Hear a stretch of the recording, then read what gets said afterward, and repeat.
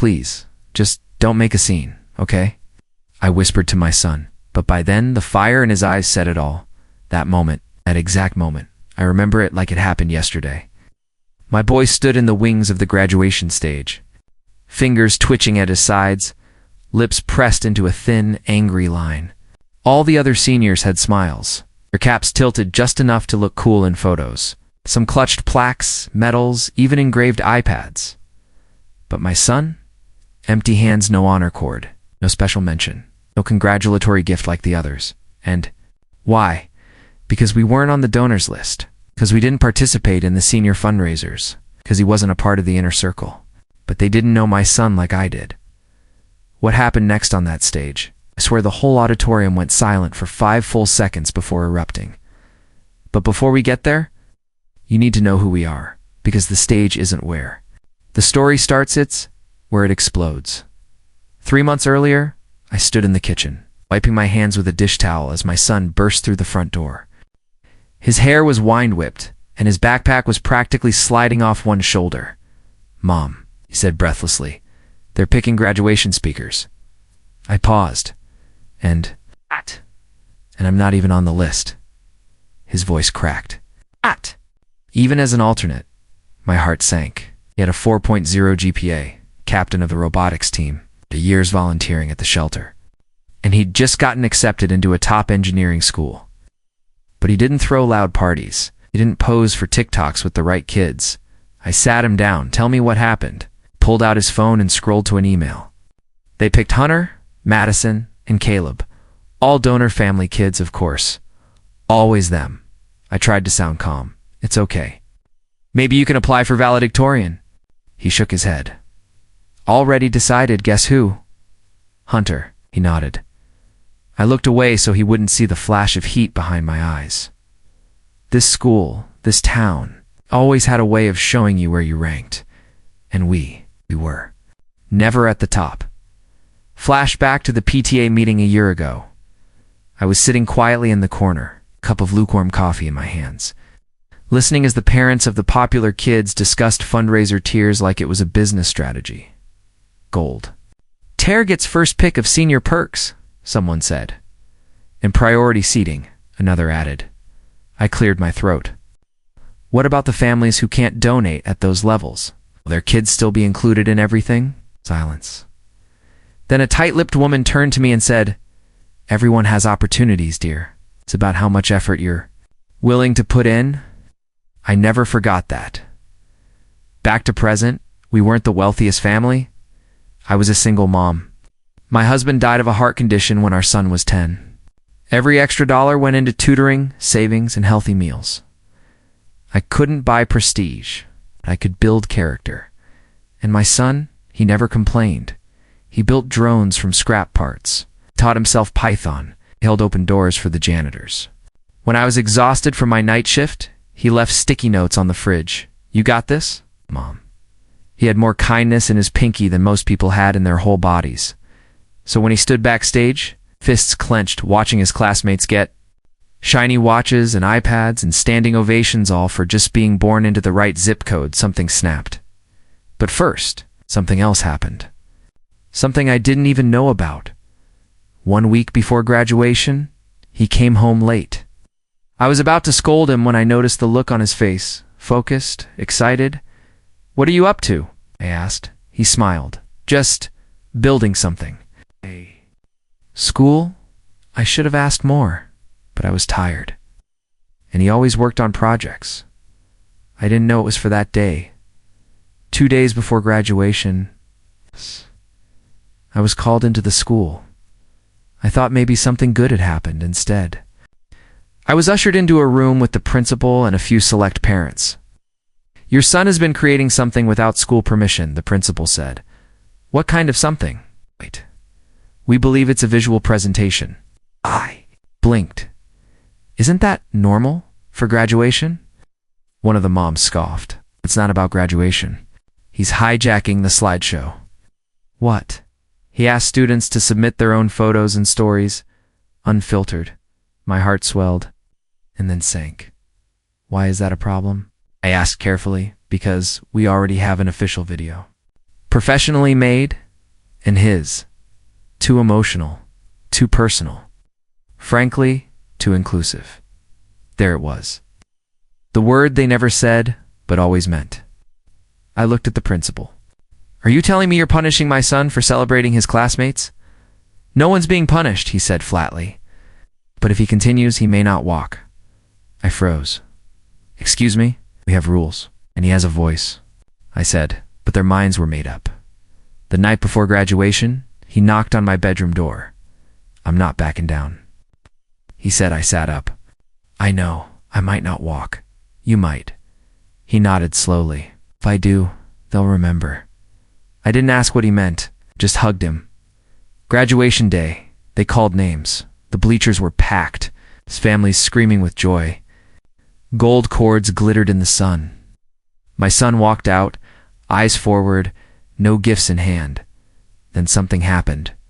Right as the final speaker stepped down, my son stepped forward. He wasn't on the program. The announcer stepped in. In a loud click, echoed through the speakers, a massive screen flickered, and then faces smiling, crying, laughing, kids hugging janitors, helping each other with homework, running to catch the bus, photos and short clips, captions like, "He stayed after class to help me pass math. She lent me shoes when mine broke." We didn't have senior photos, so he took mine with his phone. Real moments, not staged. It's not sponsored. The screen faded to black, and then white text appeared. This is the class of 2025. Every single one of us matters. Gasps, then silence, then dash applause, slow and louder. Even some teachers stood. The principal didn't move, neither did the donor parents, but the students.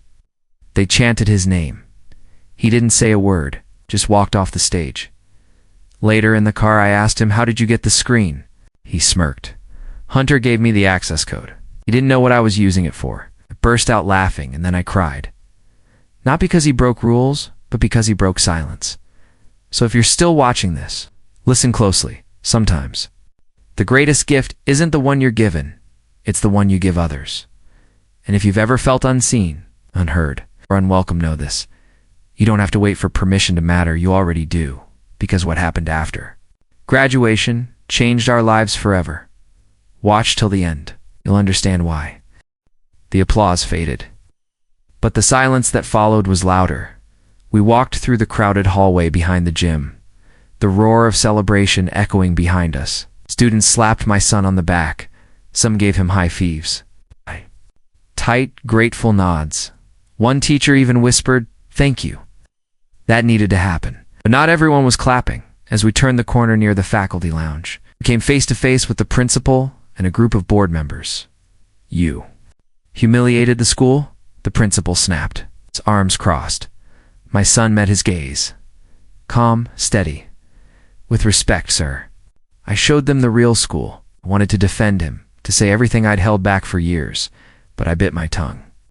This wasn't my moment. Then a woman in a bright red pantsuit, one of the board's gold tier donors, stepped forward. "You won't be welcome at the alumni program. Consider yourself blacklisted." My son didn't flinch. "That's okay. I'd rather build my own future than beg for a piece of theirs." And we walked out. You might think that moment gave us peace, that his powerful act would change everything. It did not yet, because what they did next, it nearly broke him. But before we get to that, let me tell you what most people don't know. This wasn't the first time my son stood alone. 5 years earlier, 6th grade, he was 12, skinny, soft-spoken, obsessed with astronomy. He came home. One day, cheeks flushed, holding a crumpled flyer. "Mom, they're starting a space club at school." He was over the moon literally. But 2 weeks later, he walked in with slumped shoulders and didn't say a word during dinner. I waited. Then I asked, "What happened to the space club?" He looked at me, eyes rimmed red. "They said it's full." I frowned.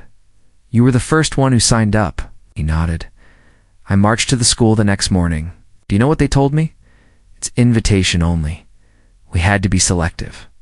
He's a good student, but others are more polished, more polished. I remember staring at the woman who said that. She wore pearls that probably cost more than my monthly rent. He taught himself about black holes from a library book, I whispered. She smiled politely. Maybe next year. But there was no next year. From that moment on, I watched my son teach himself everything they wouldn't let him join. He built solar models from cardboard, entered free online courses, made friends with a retired NASA engineer on Reddit. Every time the world said no, he built his own yes. But each rejection added a layer, not bitterness, determination. So when they denied him a graduation gift, it wasn't just about the gift. It was about everything they'd stolen across years. The acknowledgement, support, the chance to just belong. Back to graduation night, we were home. I heated leftover lasagna. He sat at the counter scrolling through his phone. "It's going viral," he mumbled. "What is?" Turned the screen to show me. Someone had uploaded his video montage. Thousands of views, comments from students, parents, even strangers. This made me cry. My kid's in one of these photos. Finally someone sees us. I don't even go to this school, but I feel seen. He smiled faintly, I thought. Maybe, just maybe, the pain was over. But pain has a way of hiding before it strikes again. 2 days later, he got an email from the college admissions office. I watched his expression go from excitement to confusion to pale disbelief. He turned the screen. To me, subject, "Application status review request. I thought you already got in," I asked. "I did," he said, his voice low. What? "They're reviewing it because of conduct concerns. Someone from the school board called them." I blinked. "You're kidding." He wasn't. The days that followed were full of waiting and worry. I couldn't eat, couldn't sleep. What kind of people try to ruin a kid's future over truth? But that's when something shifted. Someone shared the video on Twitter. Verified journalist quote-tweeted it. Then an education activist. Then a senator. Within 24 hours, the video had 500,000 views. Someone tagged the college president. Then came the call. The dean of engineering personally phoned him. "I watched your video. I see leadership, compassion, and innovation. That's Exactly who we want here." Then he added something I'll never forget. "Forget review status. Consider this a full scholarship. Welcome to the family." I cried right there in the kitchen. So did my son. But the story doesn't end there. Let's go back. One more time, to the moment that changed him forever. Age 9, his dad's heart gave out while tying his shoelaces for work. It was early morning. My son was in the living room building Lego rockets. I remember his tiny voice. "Why isn't Daddy getting up?" The weeks after were a blur. I buried my husband, comforted my child, went back to work at a diner to pay rent. One night, I found my son under the blanket fort he built, whispering to his pillow, "I'll take care of Mom, Daddy. I promise." Kept that promise. For years, and now. The world would finally see him. 2 weeks after graduation, we were invited to a local radio show. A teacher called in. She said she'd been working at the school for 17 years, and she broke down in tears. We saw kids being left out. We were told to stay quiet. "Your son reminded us why we became educators." Another caller said she was starting a scholarship fund. In his name, and still he didn't gloat. He just said, "This isn't about me. It's about every kid who ever felt invisible." So, to every viewer watching this video, especially if you're a parent, this story isn't just a tale of revenge or a feel-good viral moment. It's about something deeper. It's about standing up, even when no one claps, speaking truth, even when it costs you, choosing kindness, even when cruelty wins first. And for the kids watching, if you've ever been overlooked, underestimated, pushed aside, just remember, one moment of courage can echo louder than years of silence. Keep watching till the end, because what my son did next, it wasn't just brave, it was unforgettable. The envelope was plain. No school seal, no return address, just our last name scrawled in black ink. I almost threw it out, thought it was another anonymous message, maybe more threats. Or another apology letter from a teacher who waited too long to speak up. But when I opened it, my heart stirred it. It wasn't a threat. It was an invitation. 3 weeks after graduation, we were still navigating the aftermath. The video was everywhere. National outlets were asking for interviews. Education panels debated the ethics of donor favoritism, using my son's story as Exhibit A. But at home, it was still quiet. He'd spend hours in the garage fiddling with wires and drone parts, headphones on, blocking out the noise. "Didn't mean for it to get this big," he told me one night. "I know," I whispered, "but it needed to." And that's when the retaliation started. It began small. A teacher removed his name from a classroom photo plaque. His picture disappeared from the yearbook website. His award for robotics club gone from the glass case in the hallway. We didn't say anything at first. We figured maybe it was a mistake, but then we heard from another parent, her son, who was, in one of the video clips, hugging a janitor, had been called into the office. Asked if he authorized his photo being used. He was 10. They made him cry. I went back to the school, demanded to speak to the principal. "You're punishing these kids for what being seen?" It was calm. Too calm. Right. There are policies. "Mrs. Carter, you mean silence?" He said nothing. I leaned in. "You can erase his name off your walls, but you can't erase what he stood for." That night, I wrote a post on Facebook. I told the truth. Every manipulation, every backdoor punishment, every subtle form of erasure, I didn't expect it to go anywhere, but in 12 hours, it had 38,000 shares. Flashback. Briefly, 2 months before graduation, there was a school board election. Nobody paid attention. No one ever did. All the same. Faces. Same empty promises. I remember asking my neighbor, "Do you ever vote for this stuff?" She laughed. "Why bother? Nothing ever changes." That was before now. The town was buzzing. Parents were organizing meetings. Former students were posting stories. This happened to me too. I was left off the awards list. They told me I didn't look like a representative graduate. Suddenly, people were listening. Then came the school board's response. They called a press conference. We watched it on the local news. They stood stiffly behind a podium reading from prepared cards. "We value every student." This year's graduation followed established guidelines. No student was excluded based on economic status, eyes wrapped in ribbons, but the town wasn't buying it anymore. In the days that followed, 5 members resigned.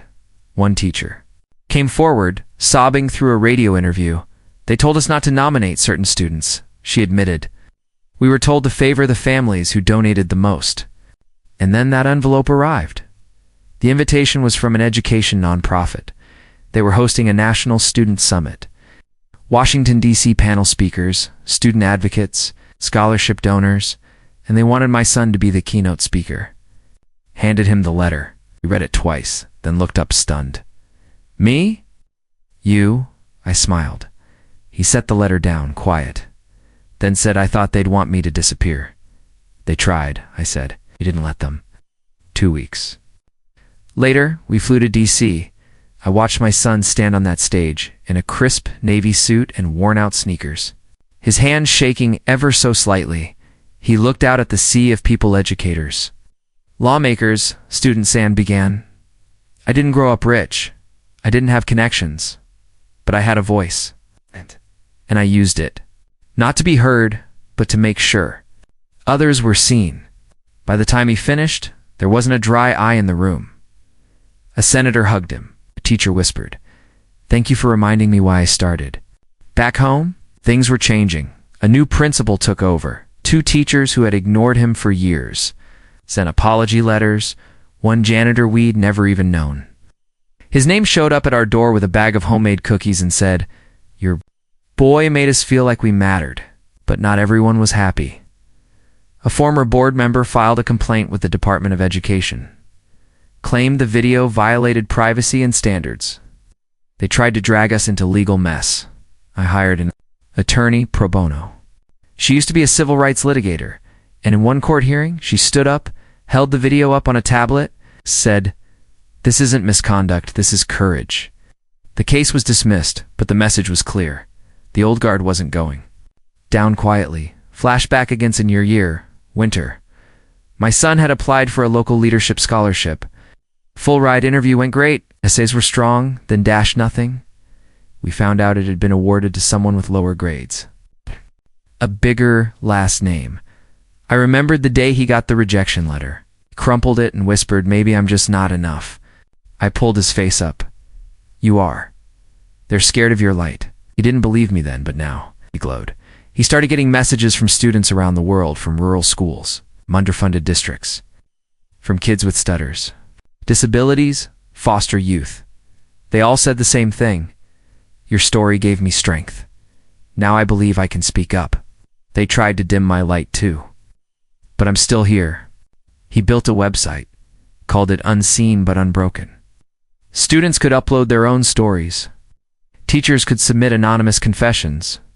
Parents could post questions. The site got 100,000 visits in the first month. A publisher reached out, wanted him to write a book. He didn't say yes right away.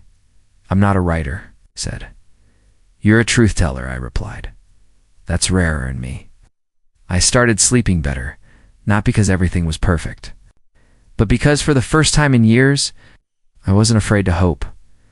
My son wasn't invisible anymore, but more importantly, he made others feel seen. To every mother watching this, every father, grandparent, mentor, even if you're just a neighbor, if there's a kid in your life who feels small, like their voice is too quiet to matter, lift them. Remind them who they are. Because one spark just once can light up a room full of darkness. And if you've been watching this far, I need you to stay until the end. Because what happened at the school board town hall is the loudest echo yet of what my son began. And it involved a surprise guest who changed. Everything, keep watching. The final chapter will stay with you forever. The gym smelled like polished wood and old sweat, familiar, but heavy this time. Folding chairs lined up in uneven rows. Microphones crackling. Parents muttering under their breath. This wasn't a basketball game. This was war. The school board. Town hall. Word had spread fast. There was a movement, they said. A petition. Parents demanding answers. Teachers wanting protection. Students planning to speak. But no one expected the person who walked in halfway through the meeting. 2 months earlier, right after the summit in DC, my son got an email. I was making coffee. Yeah. He ran into the kitchen barefoot, waving his phone. "Like a golden ticket, Mom. Read this." It was from someone on the state education committee. They'd seen the speech. They wanted him to join a youth advisory board. Not just symbolic, real input. Real reform. He looked at me like he was still dreaming.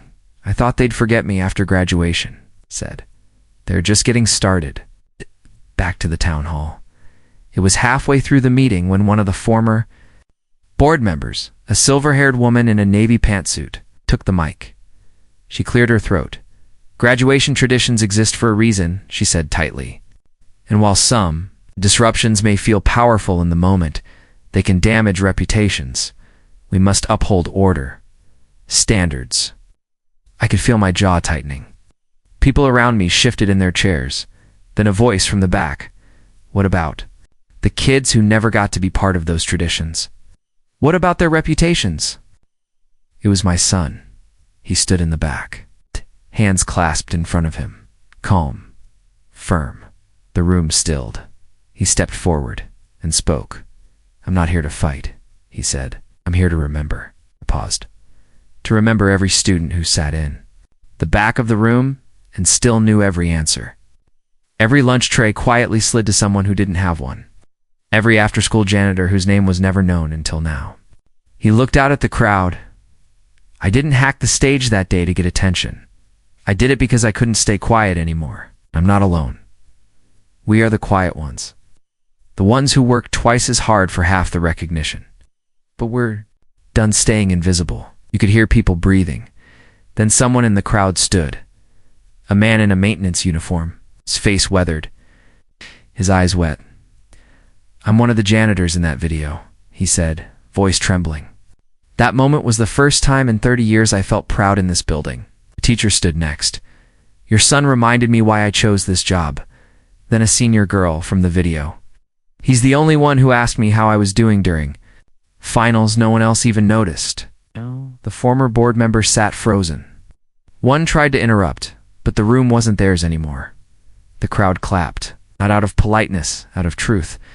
And then someone else stepped up to the mic. A woman in a long gray coat. She looked familiar, but I couldn't place her at first. Then she spoke. My name is Dr. Rachel Mendez. I used to teach at this school, till I left because I couldn't stomach what I saw anymore. The room gasped. She continued. I'm here to announce that I'm running for school board. The room exploded with cheers, and then she turned. To my son? Because of you? After the meeting, my son and I walked outside. The air was cool, but my hands were sweating. I didn't expect that, he said. I looked at him, taller than me now, but still my baby. I did, I said, because truth always finds a microphone. Even if you have to build it yourself. Let's flash back one last time, to a moment I never shared before. 3 days after his father died, my son found his wedding ring on the nightstand. He brought it to me. Will you wear it now? He asked. I broke down. That ring didn't fit me, but his love did. And now. Years later, standing in the town square as my son was being interviewed by news stations and hugged by strangers, I realized something. He'd kept every promise to his dad. He protected me, and now he was protecting others, too. But the story didn't end there, because the ripple kept going. 6 months later, my son was featured in an international youth summit. His video had been translated into 5 languages. The unseen but unbroken platform had expanded into 7 countries. Students from Brazil, India, Ghana, and rural America were sharing their own quiet revolutions. And the school, it changed. A new transparency policy was adopted. Awards were renamed. Scholarships became need-based instead of donation-based. Yes, they banned tiered gifting systems. But more than that, they listened. Now really listened. Last week, I received a message on Facebook. It was from a mother I didn't know. She wrote, my daughter was always the shy one. Always last in line. Always overlooked. But she saw your son's speech. And yesterday, she ran for class president. I cried when I read it, because this was never about revenge.